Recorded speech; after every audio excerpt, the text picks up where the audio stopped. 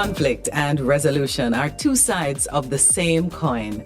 Harish Sippy. Welcome to the Dispute Management in the New World podcast. 40 minutes of bi-weekly conversations with Dr. Christopher Malcolm, dispute management practitioner and Secretary General of the Jamaica International Arbitration Center.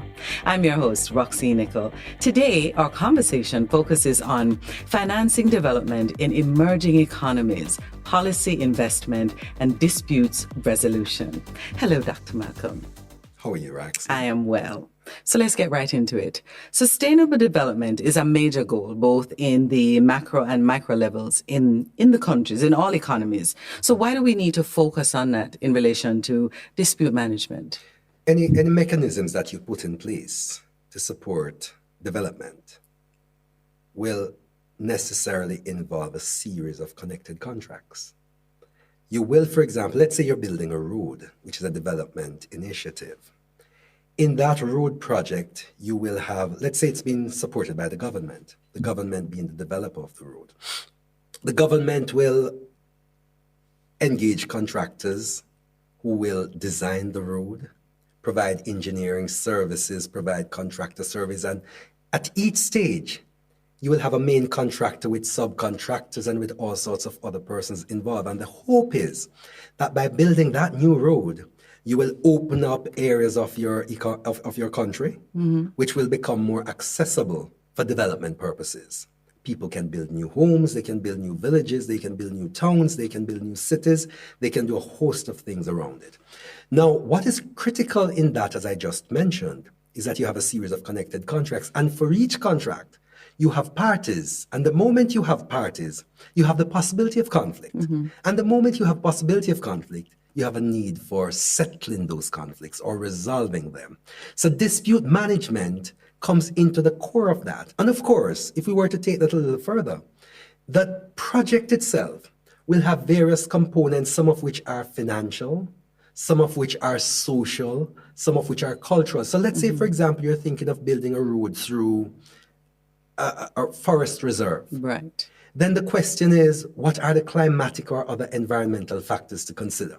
Are there rare animals here that need to be taken care of?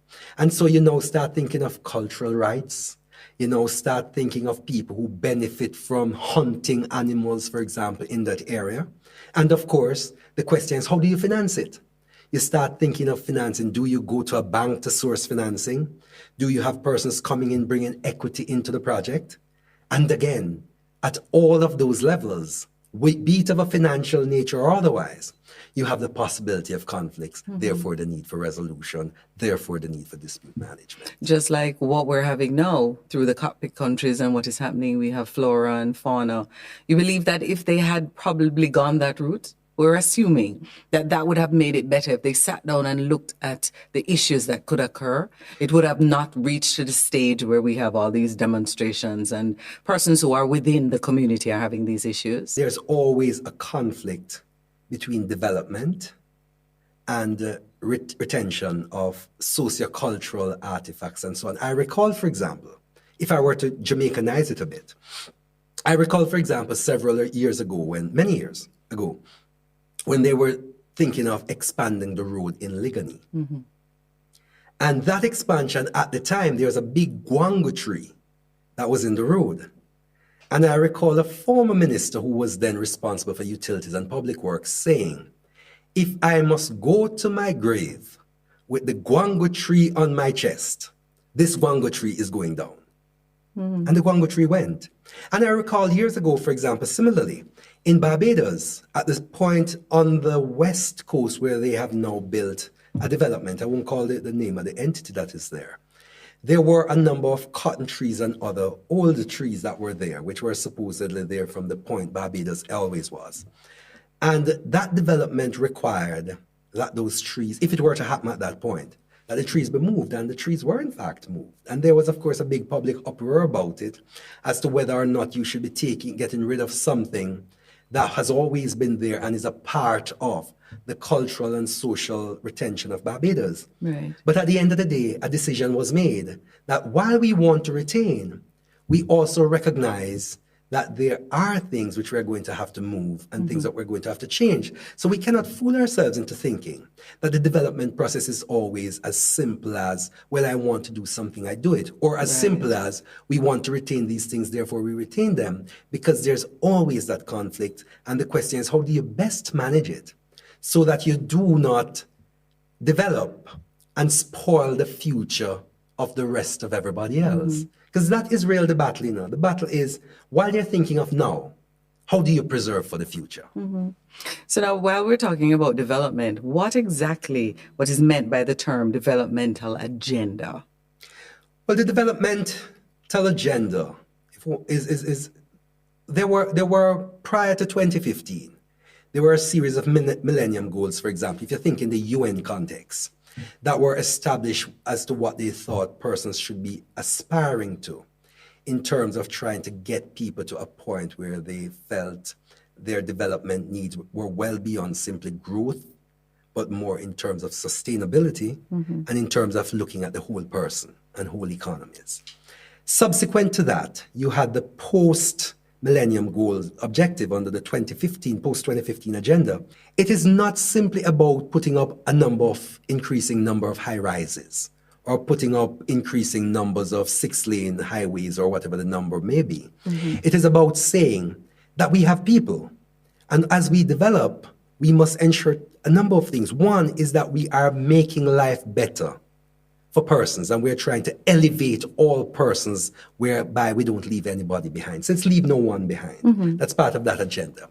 And of course, the other part to that is to say, as we develop, how do we ensure that we are future-proofing our economies from adverse impacts of climate change, from adverse impact of overbuilding on arable lands, which should be probably preserved for agriculture. Those are the sorts of contending things that we now have to look to, because the reality is you could develop without proper consideration, where you develop and you get a lot of immediate gains, but lose out on a lot of what the future is about. So the development agenda is one which recognizes that it's not simply about gross domestic product, which we normally do measure in, as to what the economy grew relative to last year and the rest of it and so on. It's a question of how are we growing as we develop, with our people in mind, with our future in mind, and with ensuring that we don't have lopsidedness in the development process. Do we always achieve it? No, we don't. And the truth is that what we have also seen is that notwithstanding these very well laid out goals and objectives, we still see in many societies a widening gap between rich and poor. Is that consistent with the development agenda that the UN aspires to? It is not. So there are issues, of course, as we think about financing, as we think about development. I typically say be considered to be utopian, but the truth is you have to sometimes consider utopia as a point of possible departure, and then to see how it is that you can develop with a view to trying to get to utopia as closely as possible, even though you will never achieve it. Because at the end of the day, if we're not careful, as has happened in our history, you could have a situation where you develop, some persons benefit, others don't, and then what you have, radical action. We know of the Bolshevik revolution, we know of the French Revolution, we know of all of these things that have happened. And in the context of the Caribbean, we know of our slave uprisings. The one I remember most always is the Christmas Rebellion, where Sam Shaw proudly said, I'd rather die on yonder gallows than live the life of a slave. What happened then? You had plantations burned to the ground.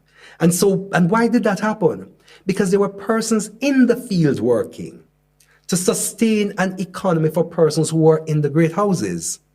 And they were seeing that there was inequity and seeing that their own goals and aspirations were not being met. So the whole idea of development, if we're to think it properly, is to find a happy medium where you don't have this disparity and therefore persons wanting to burn the great house down. We really have to aspire to a development agenda which is much more inclusive. So inclusiveness as well become a critical part of any development agenda that is worthwhile. In staying with the developmental agenda, can you speak to how it may differ from country to country and regions? Well, the difference is always going, there are questions about stages of development as well. So when you start thinking about economic development, in addition to thinking of what you're aspiring to, you also have to recognize that development is a process where you measure from where you start to where you aspire. And countries come to the process at different stages. We've heard people talk about, countries which are third world, countries which are first world, countries which are emerging economies. We've heard all of these labels. I myself try to avoid them. But the fact is that what we do know is that not every country has the same level of development in terms of the resources that are available. Right. There are some countries which have better clean drinking water than others. There are some countries which have better toilet systems than others. As basis that we can get there. So the question is, if you're going to a country where the sanitation system is poor, you may find that a critical development requirement is that you improve the sanitation system. Why? Because if your sanitation system is not good, you have seepage into your drinking water, you have all sorts of waterborne illnesses that may come out of that. So there is having to be, in each case, a nuanced approach to look and say, we're in this economy. What are the specific needs that they have? And how do we nuance our approach to get there? And we also have to recognize that what may be good for one economy at a particular point in time may not be good for another. So it is important as we look at the broad objectives, that we understand them to be broad objectives that we should have as aspirational goals, but recognize that depending on where you are, it may take you a shorter or a longer time to get there, and it may always take and also take a different path to getting you to that aspirational goal that you have. Awesome. So we're looking at reasons for caution in the mapping of the developmental agenda. Can you give us some clarity on that? The first mapping caution I think we should have is to recognize firstly that one size does not fit all. That's a first and significant mapping caution. Another mapping caution is to believe that you can simply lift a development plan from one country, take it to another, and plant it without reference to the local population. And we see that happening all the time, And I myself think it to be an arrogant approach to take. Because the fact that something works in one place doesn't mean it works in another. We who grew up in Jamaica, for example, know the saying, 7 brothers, 7 different minds. Right. And all that means is that the fact even that you're brought up in the same household, with the same nutrition, with the same other factors around, does not necessarily mean that you will all end up in the same way. Because there are other factors which are inherent to who you are as an individual. Our DNAs are different, other things about us are different. Right. And it's the same way with countries. Countries have their own DNA, their own socio-historical points of departure. And as you look to them, you must say, yes, here are some broad prescriptions that we can consider, but it must always be done, if we're talking about the cautions continuing, where you understand that it is not ever sufficient for persons to arrogantly think that because I have had a formula which works here, I must simply lift it, take it elsewhere, and it works. And we've seen enough of that. We have seen it through the international financial institutions. We have seen it in a number of other ways where persons believe that a prescription for one country will necessarily work in another. And we have seen it work very well in some and disastrously in others. So we have to bear in mind, if I were to just repeat it a bit because it's that important, that we must consider countries where they are, consider people where they are, consider that we have stages of development that differ, and therefore that the prescriptions as devised must recognize that. But more importantly, you should never devise a prescription for anybody without having mature dialogue with them. And we should never think that anybody or any jurisdiction or anything is ever so uninformed and uneducated that they cannot understand. Because the truth is, if it is that you're unable to have the persons understand what you're saying so that they can make it relevant to them, perhaps it is that what you're trying to prescribe for them is not for them in the first place anyway. Exactly. Because if they do not buy into what you're proposing, chances are they will not give it the level of support it requires. And without their level of support, it is unlikely that it is going to achieve the objectives you're hoping for. Definitely. Thank you so much for that. So let's now look at policy and what are some of the possible conundrums that emerging economies are facing. Well, one of the big conundrums comes about because most emerging economies, or a lot of them anyway, rely on the savings of other countries to sustain and support their own development. So, in the context of the Caribbean, since we're here, or any of the small island developing states in the Pacific and elsewhere you could go to, very often we are going to other countries to borrow, beg, and otherwise get supported as we seek to build our roads, our bridges, and so on, right? Now, if you're going to people elsewhere to rely on their savings to build your infrastructure, it is unlikely that you're going to find yourself in a position where you can set the terms, and those are the terms. Because the person with the money and with the resources that you require will say, well, you're coming to me. I did not come to you for assistance. And since you need my assistance, here are the terms and conditions under which I am prepared to assist. Now, in that, the person who is lending you support is not primarily interested in your well-being. They're primarily interested in their future well-being by reference to what they're providing for you.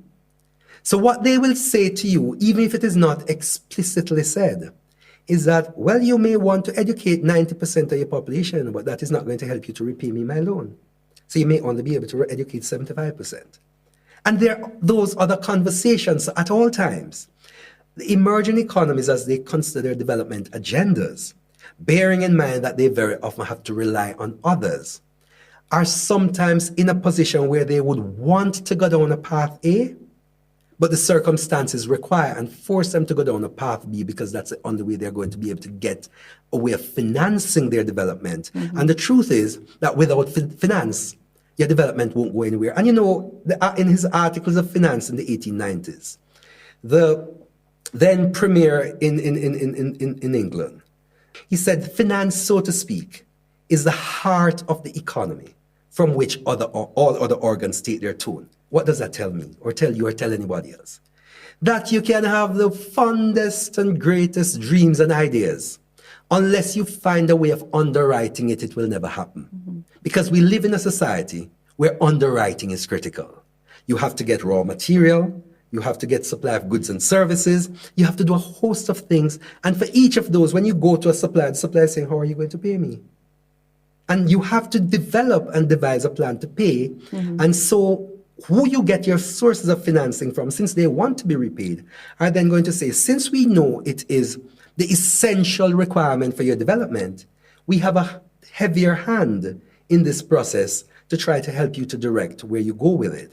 So the real conundrum for developing country and their policymakers is how to serve the best interest of your population, while at the same time recognizing that you really have to tiptoe through the raindrops to be able to do the best you can for your population, while at the same time not jeopardizing the long-term objectives without which you cannot move, and the development is necessary for that to happen. That was what I was going to ask, because I say that would put some sort of a stop to what you see in terms of the government or the ones who are borrowing the money on your country, because you see the country going a particular way, but because you are under this contract, do you believe that that also has put for want of a better word, a damper on a society? Michael Manley published a book called Up the Down Escalator.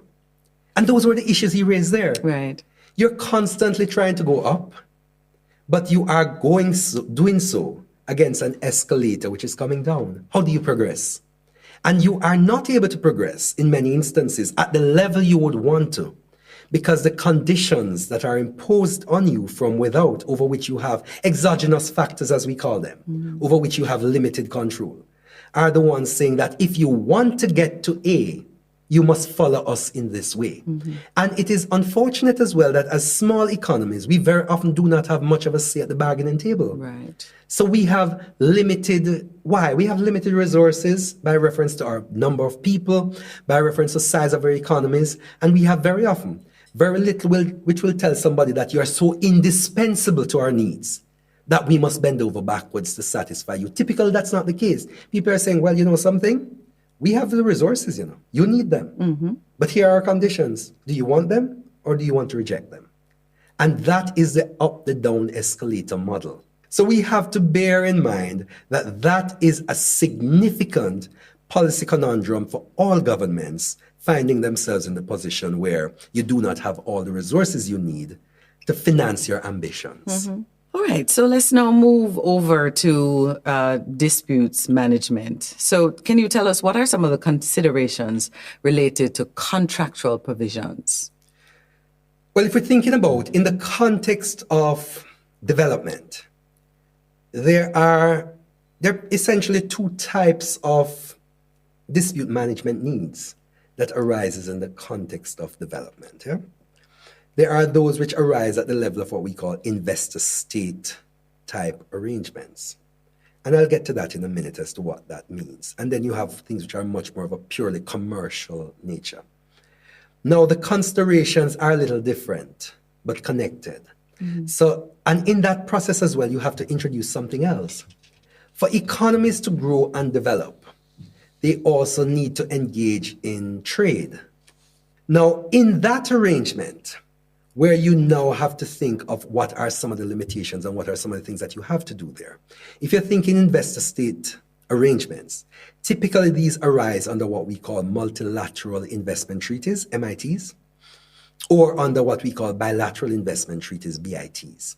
Now, those typically are arrived at between countries or among countries, depending on whether it's multiple or simply two. And what they will typically do is set out what the nationals of their country will be entitled to in the event they choose to invest in another signatory country. Mm-hmm. So let's say there's an investment treaty between Jamaica and the US, and there's actually one. Right.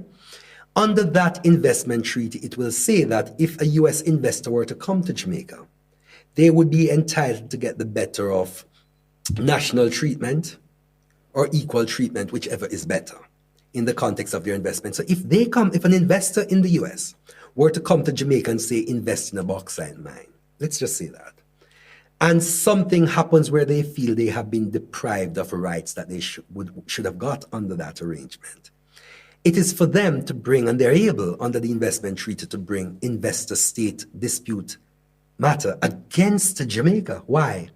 Because the way these investment treaties are written, the host state, being Jamaica in this instance,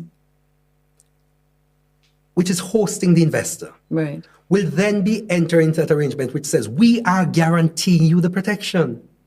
And if you do not get the protection you need, then you have a right to claim against us. And it does that because there is this arrangement, which I will not go into in depth here, that says that the parties themselves, once you go into that, there are implicit types of contracts and so on engaged in where the state agreed to be bound in particular instances, right? So what happens there is that those sorts of treaty arrangements, which then become breached if they do, then give you the right of access to an investor-state dispute settlement system, which is operated through the World Bank. And there you will have matters being brought typically for breach of mining arrangements, for breach of energy arrangements, for breach of all sorts of arrangements. And when you go there, matters are heard in an arbitration tribunal to determine who is entitled to what. Then, of course, you have in addition to that, you have in addition to the investor-state settlement systems and their arrangements, you have a situation where investments typically involve things which are considered to be purely of a commercial nature. It's not so much under a treaty, but by reference to the fact that, yes, the investor comes in and he decides to bring in some heavy-duty equipment, which he plans to use and to sell and to do whatever with it. And there is a breach now of those commercial arrangements. Then you can go into commercial arbitration and other methods of settling disputes, which can be there. But what comes out there is that you have defined arrangements, which typically are provided for either under the contract or by reference to a treaty. And even where by reference to a treaty, they're usually contractual arrangements as well, which are backing up the provisions that are included on the treaty. Okay. All right, Doc, we're going to take a few minutes and we're going to look back at the JAIAC hosted Coffee Time webinar that took place in April, which also looked at this topic that we're speaking about. So let's have a look. An attendee to this webinar might well wonder, sort of what is the role of lawyers and of disputes lawyers in particular when you are having these critical discussions about capital, about policy, about structuring and encouraging investment. And the answer, I think, is threefold. One is what Ambassador Hilton highlighted, which is that investors considering allocating and committing their capital to Caribbean markets, as to any markets or jurisdictions across the globe, want to have a sense of confidence that there is rule of law, that there is a framework, an avenue, and a certain amount of predictability with regard to the efficient resolution of disputes. Because as you said, at least some disputes will inevitably arise, and you do not want them to become hurdles to accomplishments of the shared goals. Really interesting and informative details coming from that clip. And don't forget, you can go to the JAIAC's website and YouTube channel for the full-length coffee time video. Let me also remind you that this is the JAIAC's Dispute Management in the New World podcast, having a conversation with Dr. Christopher Malcolm. So, Dr. Malcolm, anything stood up for you in particular in this clip? As you think development, you have to think of various options, for example, in relation to financing. Because as I would have said a little earlier, at the heart of in any investment, any development strategy, is the idea that you cannot do without financing. Financing is critical. It's absolutely critical. Now, when you think of financing, there's several approaches that one could take to financing a development. And typically, financing for any project, be it of an investment, commercial, or other nature, is of three essential types, two really and a hybrid. It is essentially of the nature of either debt financing, which is borrowing money, loans, or equity financing, where people bring capital investment to the project. Or it could be what we call mezzanine financing, which is really a hybrid of the two. So it includes aspects of debt and aspects of equity. Mm-hmm. Now, each will have its own unique considerations. If persons are coming with equity, for example, they are going to come expecting a significant return on their investments. Otherwise, why would they invest? Why would they take equity unless they're going to get a long and sustainable value in a project? Mm-hmm. If they come with debt, and we sometimes forget this, we talk about repayment, but repayment, as we recall with debt, is about repayment of principal, accrued interest, and penalties as they become due. And so we now have to start thinking in that model, what do we do? And sometimes you then try to see, how can we merge debt and equity? Always with a view to getting the best deal possible. There are parties or persons involved, each with their competing interests, right, each with their competing ambitions, each with their own expectations of the project. How do you then put together an arrangement which is geared to managing expectations, geared to providing adequate protection for the parties, geared to providing certainty for the parties so they know what to look to and what it is that they're expecting to achieve? And how do you then communicate that and effectively document that? And this is where dispute management practitioners come in a lot of the times as lawyers. Mm-hmm. Because at each stage you have contracts. And what is a contract? A contract is simply an arrangement entered between parties which is capable of being enforced by a court of law, subject always to applicable law. Mm-hmm.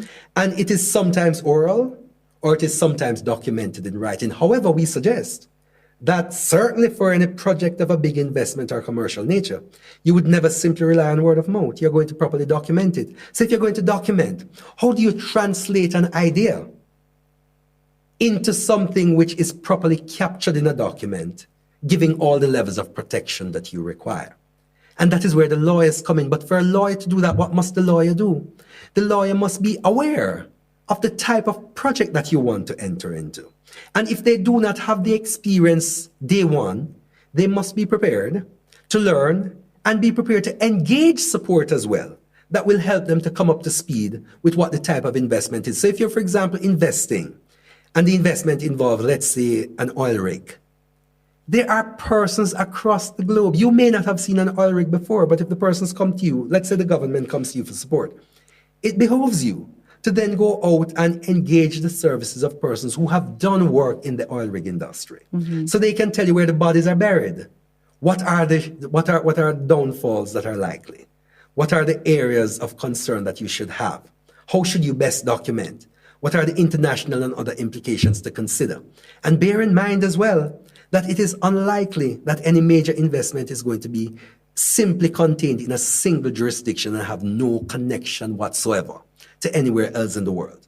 So what dispute management practitioners will do is to assist the parties to ensure that they understand, one, what the critical risks are. So that is getting back to my IAM, which I tend to speak about, which is identification of the critical risks by reference to the specifics of a project. Identification is never an abstract. It has to be by reference to the specific and discrete thing that you're talking about. And having identified that, how do you ensure that there's proper allocation and pricing? Because the moment you allocate, you have to price for it as well. You know? Right. Nobody's going to absorb a risk without being paid for it, if we're thinking rationally. So that is going to be priced into your model. And having allocated and priced, the question is, how do you then ensure that you have adequate systems for the management or mitigation of risks, and ultimately for the resolution of these disputes, which inevitably, or if they do, will happen from time to time? Yes? So that is that process. And in the dispute management side of it, the dispute management practitioner cannot simply be thinking about, well, this is the law, this is the this and that. The question is, what are the financial objectives? What are the models that are in place? What are the people requiring? How do I assist them? How do I engage them? How do I enable them to get exactly what they want in the most sustainable way possible and in the way that will bear them the greatest fruit possible? Well, Doc, you kind of took away one of my questions. What are the contract provisions that you have for dispute management for the parties? Well, the contract provisions, and again, this is something which I think we often overlook. In a traditional sense, we used to hear persons speaking of the dispute management clause in a contract being the midnight clause. What the is arbitration that? clause. And yes, that's a story to it. The fact is, people think of what the commercial objective is that they wanted. That was the traditional thinking. And you try to go out, let's say it's about selling paint. You think of how many gallons of paint you want to sell, what the chemical components of the paint should be, what the tin should look like, and all these other factors, and you ensure that they're properly accounted for, because those are the critical elements in and out of quotes from a business perspective. Right. Having got to the commercial arrangement, and people now determine how much money they're going to make under the contract, they then simply say to one of their associates or something, now that we have dealt with all the critical elements of this contract, go and find a precedent for dispute management that you think could work. In circumstances where what? That person may never have been involved at all in the negotiation process, does not understand what it is that the deal is about. So instead of notes ensuring that dispute management is central to it, you take an approach which is that the commercial side is important, right, but the dispute management side is not, therefore you keep them out. And there's an interesting story about when the Uruguay round of negotiations were happening in relation to the GATT. There was a point where persons felt that lawyers were simply a hindrance to development and things happening, right? So they decided as economists that they were going to draft the agreement without the critical involvement of lawyers. Having drafted it, they realized that at the end of the day, you have created a legal document which needs enforcement by reference to laws. And they realized soon enough that all that they had done required legal input which still had to be brought in any event. So the moral of the story is this, that much as you may try, you cannot avoid the impact at one level or not of the law, and by extension, dispute management professionals or practitioners. And therefore, my own view is that because it is so central to everything else that you're doing, you should bring them in at a critical time so that they understand what you're trying to achieve, and therefore then can help you best to say, well, you're thinking of building a house, and you may be thinking of arbitration, but what about mediation in these circumstances? What about neutral evaluation? What about having a hybrid of these processes?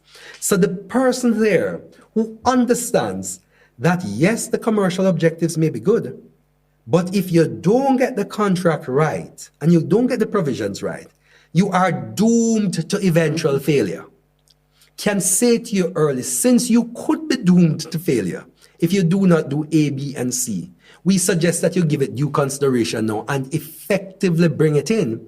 Because one of the things you also need to remember is that the worst time to talk to anybody about changing the terms of anything that you have agreed is when a dispute arises. The best time to talk is always at the point you're negotiating, because everybody has something to give at that point. Right. But after a dispute arises, one party or the other is going to say, I look at what has happened and I have my rights. At that point, if I think I am absolutely right, why would I want to engage in a process with you of trying to give you something that I think I don't have to? Especially if I have securities and guarantees that I can rely upon. So it's best to get it done at the beginning before. It's so you always have less. best, and it is advised, because that is when you have the greatest leverage. And one of the things we need to bear in mind is that dispute management options are options that can be leveraged in support of sustainable growth and development. And I'll give you a good example here. Let's say, for example, you're building a house, right? And you are borrowing money to build it. The developer is also borrowing money, right? At that point, if it is that the contractor stops the work, you have borrowed money from the bank, and interest continues to accrue while nothing is happening, and it takes you 2 years to complete it. By the time you finish the house, you probably have to give the bank the house anyway, because you have lost everything.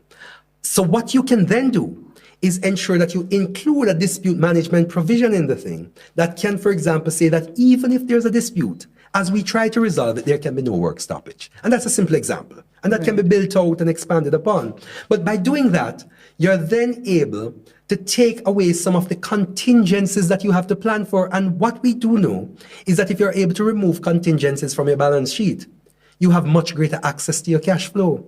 And if you have much greater access to your cash flow, you have to borrow less. And if you have to borrow less, you have much less money to pay. Exactly. And the thing is there. So there is an element of dispute management which is not properly canvassed very often as to how, by understanding it, you can learn how better to leverage it in support of what it is that you're looking for, which is profitability, growth, and all these things. And we could go into that conversation at some other time. I know we're absolutely out of time. Completely out of time. And we've learned so much. But right before we wrap, could you remind everyone how to contact the JAIAC? The easy contact is simply to go to the website, jaiac.org, and there you will find all the information you need about the JAIAC. In addition, you may contact the JAIAC by phone from anywhere in the world on 876-416-5390. Thank you so much. Like we did in the beginning, we wrap things up with a repeat of today's quote. Conflict and resolution are two sides of the same coin.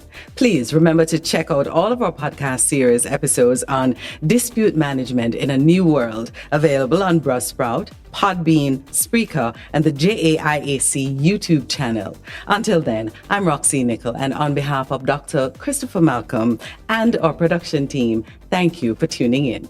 This program is produced with the kind sponsorship of the Jamaica Deposit Insurance Corporation, JDIC, protecting deposits for you and me. I save because one day my little business is going to be a big deal. Yeah, and I make sure to put away a little something for him. And thanks to JDIC, deposit insurance protection on my savings gone up. You've been upgraded. Deposits held in commercial banks, building societies, and merchant banks are covered under the JDIC deposit insurance scheme up to $1.2 million per depositor per institution. JDIC. Protecting deposits for you and me.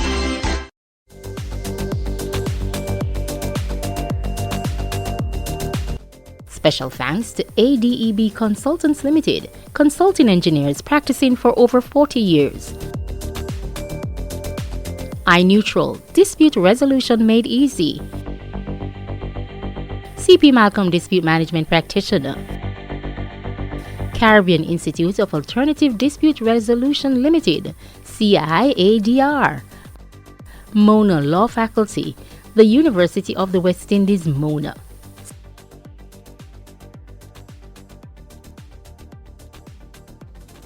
All our podcast episodes are distributed by these platforms: Google Podcasts, Spotify, Apple Podcasts, Amazon Music, Deezer, Stitcher, Podcast Index, Pandora, TuneIn Plus Alexa, Podchaser, Podcast Addict, and wherever else you get your favorite podcasts.